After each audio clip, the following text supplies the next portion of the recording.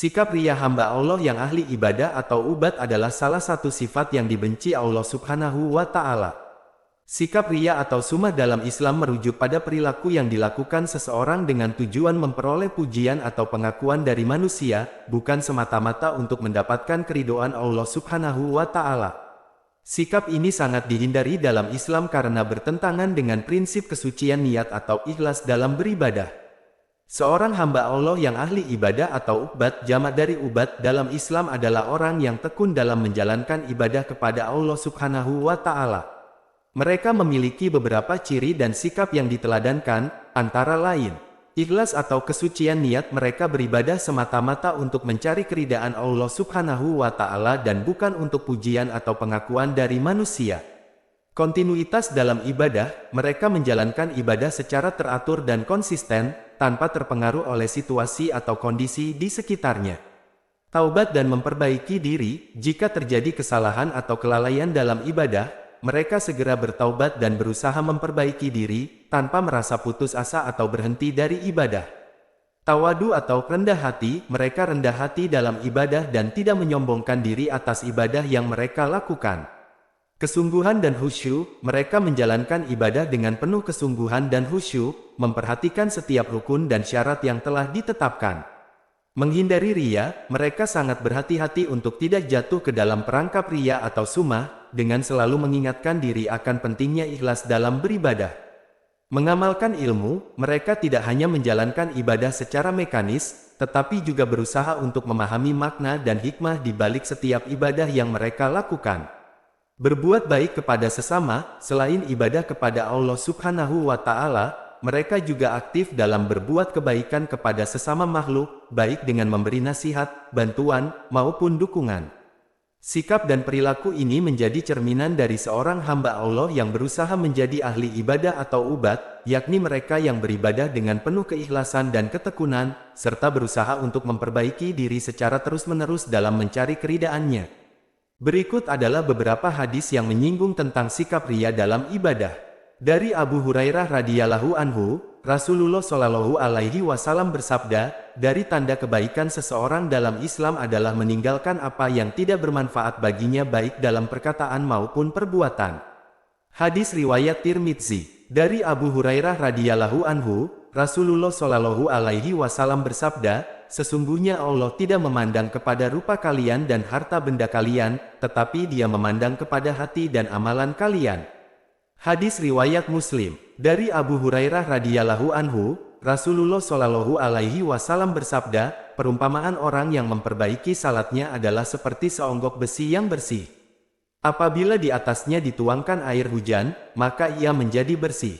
Dan perumpamaan orang yang tidak memperbaiki salatnya adalah seperti seonggok tanah. Apabila di atasnya dituangkan air hujan, maka ia akan menjadi liat. Hadis riwayat Bukhari dan Muslim. Dari Abu Hurairah radhiyallahu anhu, Rasulullah shallallahu alaihi wasallam bersabda, sesungguhnya yang pertama kali diadili pada hari kiamat adalah urusan ibadah seseorang. Jika ibadahnya baik, maka baginya keselamatan dan keberuntungan, tetapi jika rusak, maka hilanglah keberuntungan dan kebinasaannya. Hadis riwayat Tirmidzi. Dalam hadis-hadis ini, Rasulullah shallallahu alaihi wasallam menekankan pentingnya keikhlasan dalam ibadah serta menunjukkan bahwa Allah lebih mengutamakan kebersihan hati dan keikhlasan dalam beribadah daripada penampilan atau harta benda seseorang. Ini menjadi peringatan bagi umat Islam untuk menjaga niat dalam beribadah dan menghindari sikap riya yang dapat merusak keikhlasan ibadah. Dalam Al-Quran, Allah Subhanahu wa Ta'ala mengingatkan umatnya tentang bahaya riya atau sum'ah dan pentingnya beribadah dengan ikhlas. Beberapa ayat yang relevan dengan sikap riya dalam ibadah adalah sebagai berikut.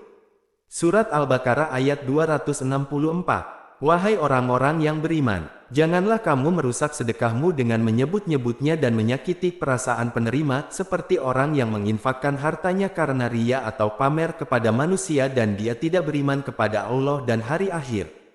Perumpamannya orang itu seperti batu licin yang di atasnya ada debu, kemudian batu itu ditimpa hujan lebat, maka tinggallah batu itu licin lagi. Mereka tidak memperoleh sesuatu apapun dari apa yang mereka kerjakan. Dan Allah tidak memberi petunjuk kepada orang-orang kafir.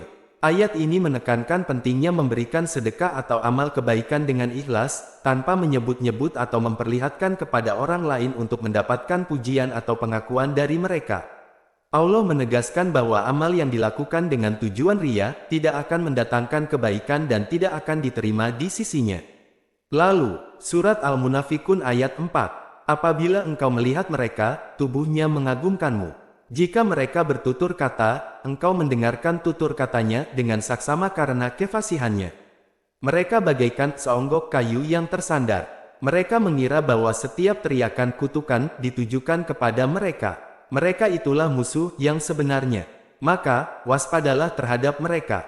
Semoga Allah membinasakan mereka. Bagaimanakah mereka dapat dipalingkan dari kebenaran?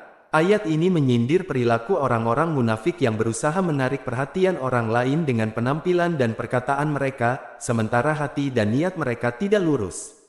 Allah memperingatkan agar orang-orang beriman waspada terhadap mereka dan menjaga agar tidak terjebak dalam perilaku semacam itu. Dari kedua ayat tersebut, dapat disimpulkan bahwa Allah menegaskan pentingnya beribadah dengan ikhlas dan menjauhi sikap riya dalam menjalankan amal ibadah. Orang-orang yang beriman harus berusaha menjaga niat baik dan tulus dalam setiap amal ibadahnya, karena Allah menilai bukan hanya dari apa yang terlihat oleh manusia, tetapi juga dari keadaan hati dan niat mereka. Wallahu a'lam bishshawab.